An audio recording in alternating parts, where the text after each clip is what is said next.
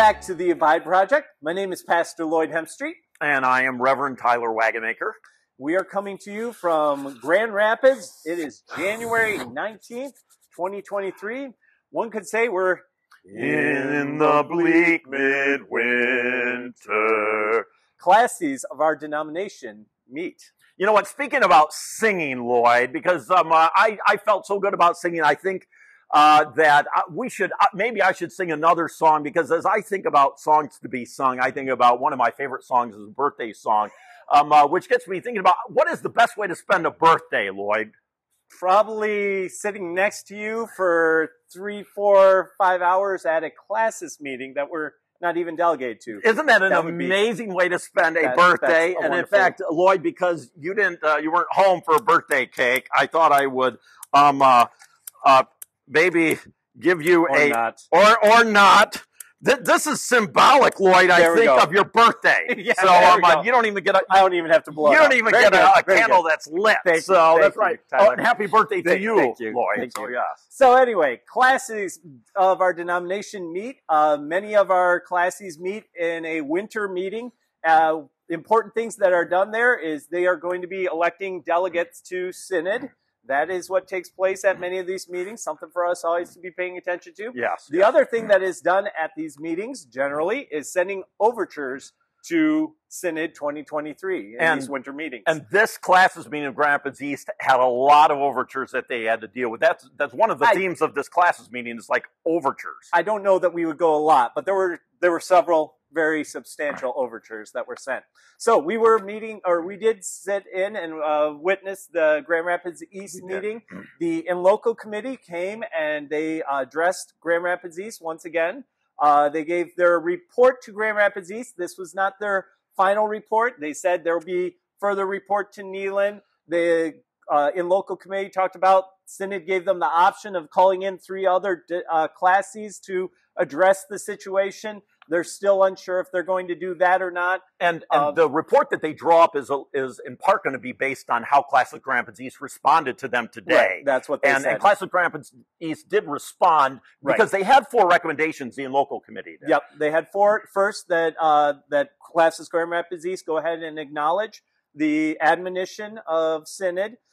Second, that they go ahead and Grand Rapids East create an oversight committee to work with Neyland Avenue and bring them into line with the denominational position. Yes. Third, that they continue to work hard pastorally to come alongside of and minister to those most impacted by the HSR, those struggling with same-sex attraction, relationships, come alongside of those and love those. And fourth, that they go ahead and respond to Synod with an update on the progress. So that was what the In Loco Committee came with. We'll get back to responding to that. The next step of the evening was an overture. An overture that an ad hoc committee of Classis Grand Rapids East had gone ahead and put together. And that overture, what is the pertinent language that is key to that overture that they put Their overture, the pertinent language is they're asking Synod to declare that Synod 2022's decision, their interpretation of unchastity in the Heidelberg Catechism, question answer 108, does not have confessional status, but that instead this can function as a reasonable interpretation of unchastity to provide guidance, but that it's not the. It is a possible one, they said. Right. And how that passed overwhelmingly. Right. There was a little bit of discussion on that. There were 2 people that spoke against it, one that spoke in favor of it. One of those who spoke against it actually was the only ethnic minority delegate seated there at Classis Grand Rapids East. Yeah, the only one I saw. And he spoke about it in such a way that he said, Synod has already spoken on this. What you're essentially doing will be declared out of order because you don't have any new grounds really, that you're bringing here. So that was what he stated. Yet the classes went ahead and voted, and it was voted by paper ballot, but they said that it was overwhelmingly passed and supported. So that was the first overture that they went ahead and adopted and will be sent on to Synod 2023. The second overture that they addressed was an overture from Church of the Servant, COS. And they're hosting Synod. They're the hosting church of Synod 2023. And Yes. yeah, they talked about how in that overture, it talks about how they don't agree with the In Loco Committee's summary of all that that Grand Rapids East has done in engaging with Neyland. And so they, in this overture, they say, you know what, we need to go ahead and wait until after Synod 2023 before we consider doing anything else. That, you know what, there's just too much riding on Synod 2023.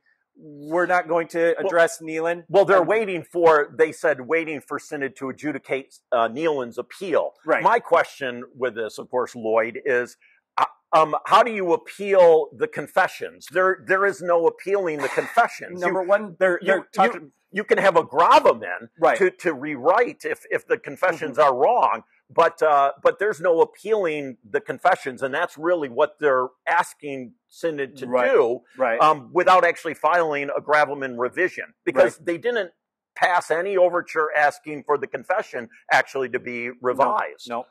And the appeal, I mean, the appeal, it didn't sound like it's completed yet, but it's going to be appealing the discipline meted out to Neyland. And it's kind of like, you know, you get in the United States of America, you get a ruling from the Supreme Court. You can't appeal the ruling from the Supreme Court because the Supreme Court decided. Synod has decided. Has decided, and exactly. So, I mean, and they're appealing. Try and delay by appealing maybe and say that's what you're doing. But I don't understand how that's supposed to work. It doesn't make sense to me at all, Lloyd. And they're appealing a discipline, but in many ways, we're still wondering where's the discipline. There was an admonishment that an In Loco Committee put, which they just received essentially just for information. Yeah, but and we'll get to that. But they acknowledged it. And so this overture by Church of the Servant, it was adopted once again, and they, at the end of the meeting, declared this their response to item number 2 from the In Loco Committee, that, hey, this is what we're going to do for your recommendation that we go ahead and create a committee. We're not doing anything until after Synod 2023. That was what they decided. So third overture. Yes, third overture. Yes. Third overture. Keep moving. Yes. Third overture was from Oakdale, that was hosting the Classis meeting tonight.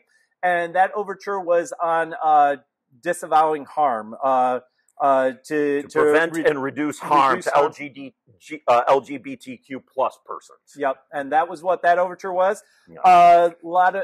Several of the delegates stood up and said, "Hey, everything in here is going to fly off without a hitch. There's no problem other than it will be passed overwhelmingly at Synod, except maybe item number 7. Yes, a ground 7. So they." Tried to amend ground 7, remove ground 7. You want to read ground 7? Yes, I'll just read ground 7 Give it for word you. For word. The decision of Synod 2022 to elevate the footnote to unchastity to confessional status, depending on application, also could cause harm to LGBTQ plus persons. That had a lot of debate on the floor of Classis. And it ended up going to a vote very close. And the voice vote they couldn't determine. And the hand vote, they counted 22 to 21, not to remove, but to keep that grounds grounds in there. And then the overture passed overwhelmingly after that. So, and one of the delegates said that ground actually is foundational to the entire overture, really, which then I would say in many ways, some of the delegates seem to say that could cloud the overture as a result of that, because it's yet another kind of jab from Classis Grand Rapids East against the decision of Synod 2022. That's how it can appear, certainly. That's how it can appear. And so that will be sent on to Synod. Other things that they did tonight, they went ahead and elected their delegates to go ahead and represent Classis Grand Rapids East. The other item that was removed from the consent agenda and that they wanted to go ahead and discuss, and they debated, and there was fairly rigorous debate on it. They had an amendment to take $5,000 from essentially a church planting and strengthening.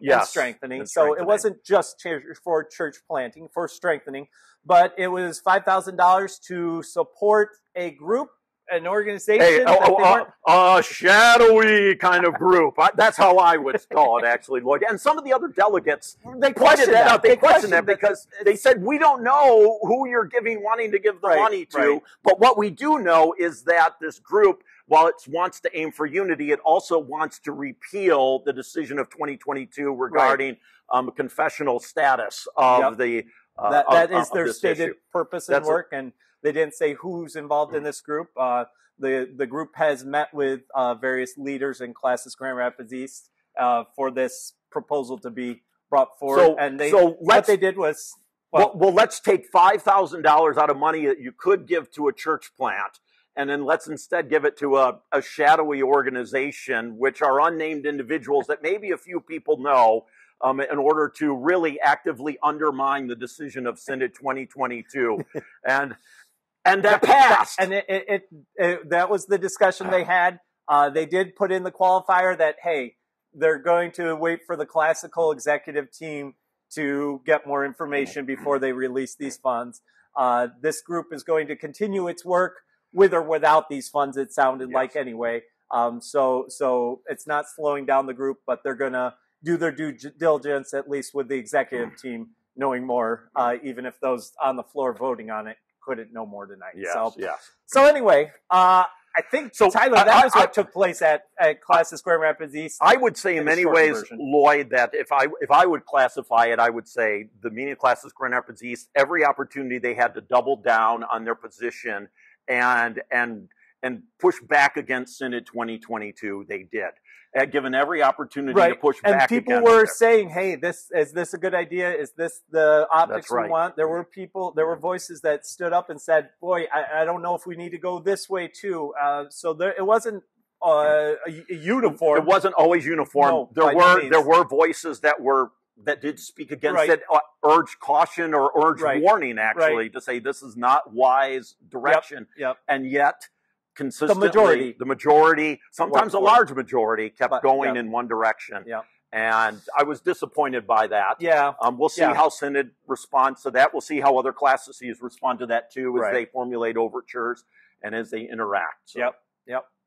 So I think that is what we have to report from the. And I think we should go eat a cupcake, actually, Lloyd, because this is my okay. Then you should go eat that cupcake. I will go eat the cupcake. All right, signing off from the winter in Grand Rapids, Michigan. We'll see you again later.